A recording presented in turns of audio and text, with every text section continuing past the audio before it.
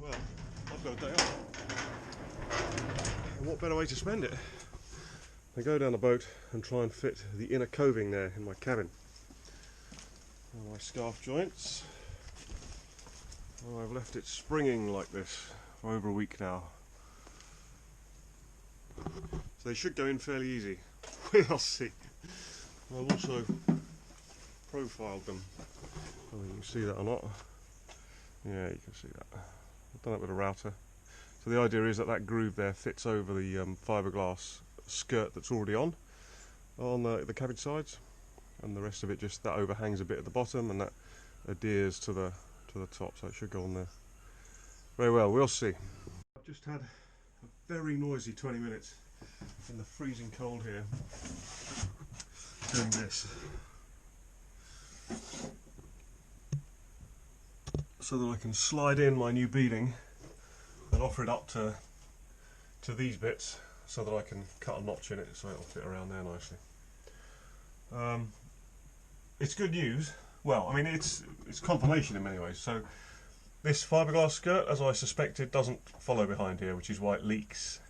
You can see where it has. The cracking that I could see in the bulkheads, it seems,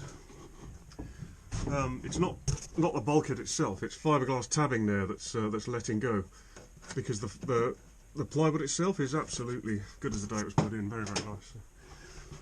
That's good news. Something that so far at least isn't turning into a rabbit hole. So I'm going to get my bits of my Roco. I'm going to slide them in there and mark them up. And then I'm going to take an angle grinder to this and smooth it so that the new coving will go down flat, clean it up, and maybe even make sure it's a uniform width all the way along, so that the rebate that I've cut on the other side of this that I showed you earlier will sit nicely against it. So that's next.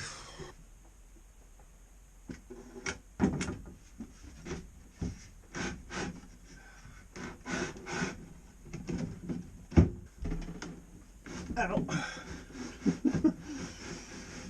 Buy a boat, they said. Go sailing, they said, you'll love it.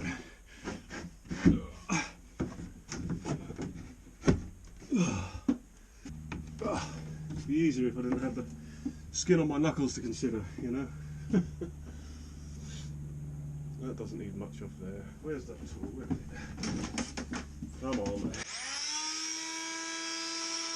They're both kind of in. There they are. And I think they're going to look really nice.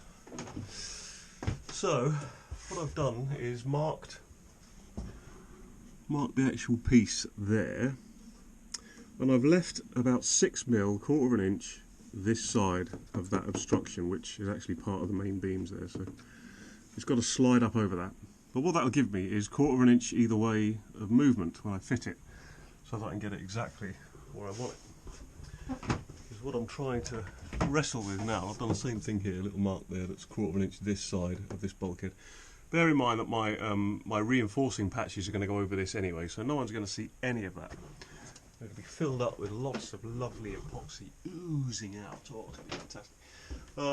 What I'm trying to do is I will accept a small gap here. You know, quarter of an inch. I'd accept a quarter of an inch gap there. But what I can't really live with is any gap here. Now, as it is, when that slides up, I think it will fit. But I've just built in just a little bit of wiggle room there, just in case it doesn't. What I need to do now, and this was always going to be the aggravation today, it's fit, remove, fit, remove, fit, remove, to try and get them so they're perfect before I put them in. I haven't done any prep on the surface behind there yet anyway, so this removal is inevitable, Mr. Anderson.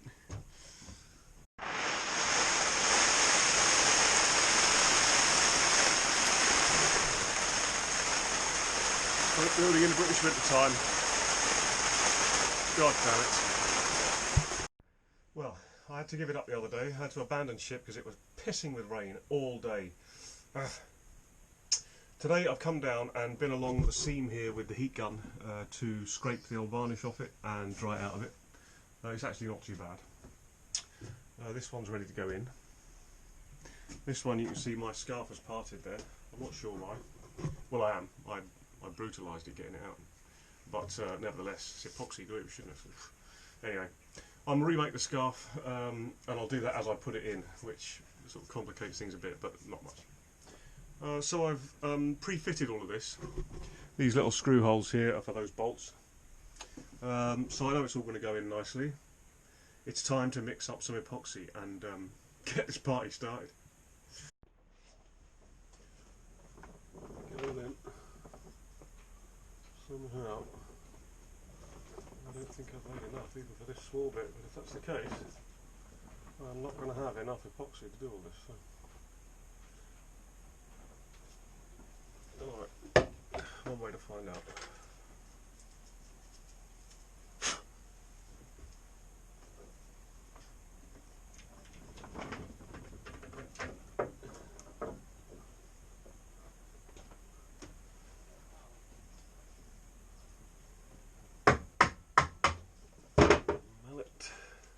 Don't need the drill outside, Justin. Pay attention.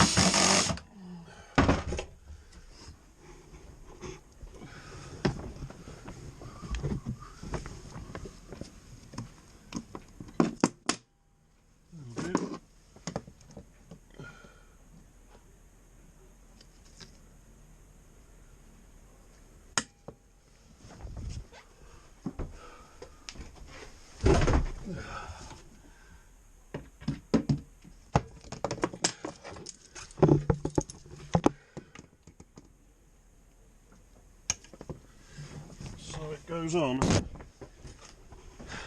they're all in. Oof, that was a hard day. Okay, they're in. Temporary bolts in there just to hold them where they need to be while the glue sets. I've repaired my scarf on the fly there. It's not going to be as good as the other side. What can you do, you know? Things don't always go right, do they? Those have gone in very, very well though. Or at least they've gone in the same as they did when I sort of did the test fit. You know. That's going to be my next mission, and I'm going to do that today. It's been really easy. I've made an alloy plate. Where's the alloy plate now? Where is it? That's if, of course, I can find that epoxy alloy plate. It's just everything's everywhere at the moment. There it is. I've made this alloy plate, which I'm about to drill and countersink. That will go straight over that, because the original fitting that was there, it's just leaked like a sieve all the time. I mean, all the time, and it leaks quite a lot. Not acceptable. Not acceptable. So I'm going to fix that next after I've drunk this.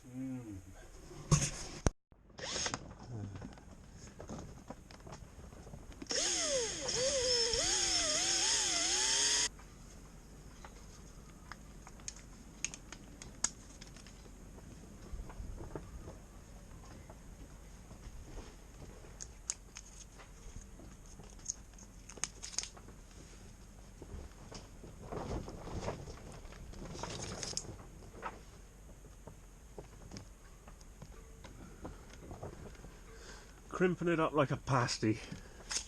She'll be right.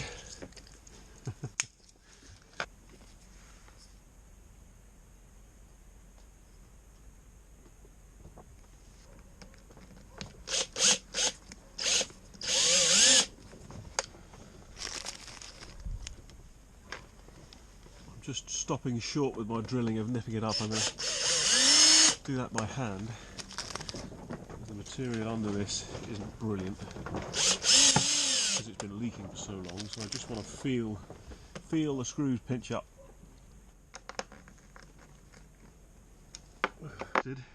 New and sexy. Yes, I like it.